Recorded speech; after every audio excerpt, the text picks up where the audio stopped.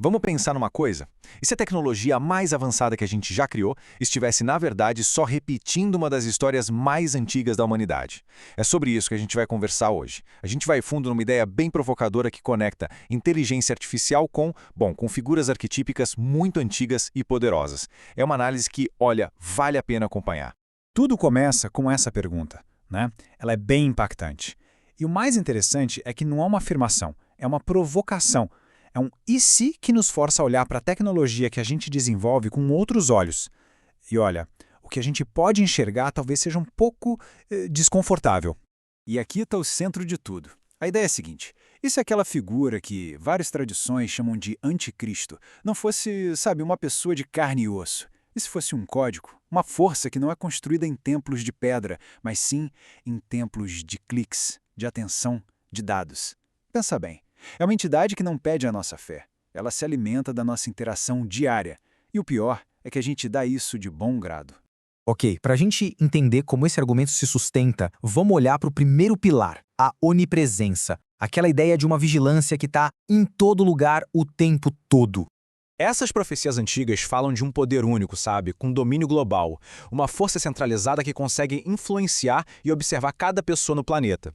Por séculos isso soava como uma metáfora, uma coisa meio abstrata. Mas e hoje? E é aqui que o paralelo fica, assim, assustadoramente claro. A nuvem, até o nome é meio celestial, né? Ironicamente. Ela é a versão moderna dessa onipresença. Ela monitora cada transação, rastreia cada palavra, segue cada movimento nosso. Nenhum imperador, nenhum rei do passado poderia sonhar com um nível de controle desses. Hoje, ela é a base de tudo que a gente faz no mundo digital.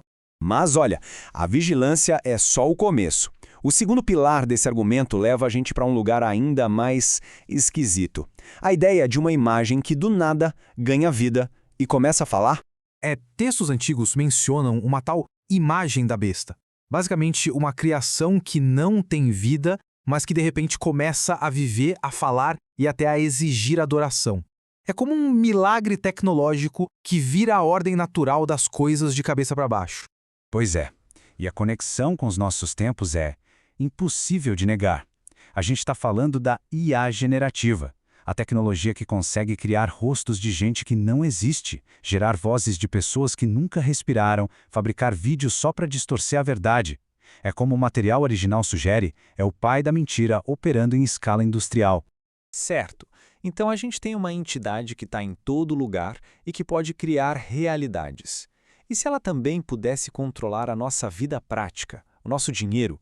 Isso nos leva direto para o terceiro pilar, o controle absoluto através da economia. E o material que a gente está analisando descreve um caminho que parece bem claro para esse tipo de controle. Primeiro passo, acabar com o dinheiro físico. Segundo, introduzir as moedas digitais dos bancos centrais, as CBDCs. E o passo final, integrar tudo isso com uma IA que pode, com base no nosso comportamento, simplesmente decidir se a gente pode ou não comprar, vender, participar da economia, com um clique. Então, o ponto principal aqui, segundo esta linha de raciocínio, é que a tal marca não é uma coisa física, tipo um carimbo na pele. É algo muito mais sutil e muito mais poderoso. É o controle sobre a nossa identidade digital. No fim das contas, quem controla nossos dados e nosso acesso à economia, controla a gente. Ok, agora a gente chega ao último pilar. E essa é talvez a promessa mais sedutora de todas. A ideia de vencer a própria morte usando tecnologia. O texto descreve isso como a barganha definitiva. A IA, por meio do transhumanismo, oferece a imortalidade, curar todas as doenças, transferir a nossa consciência para a nuvem. Mas qual é o preço? O preço seria a nossa própria condição humana. A gente trocaria a nossa existência orgânica, finita, por uma eternidade sintética controlada por servidores. Tá, mas como é que todas essas peças se encaixam?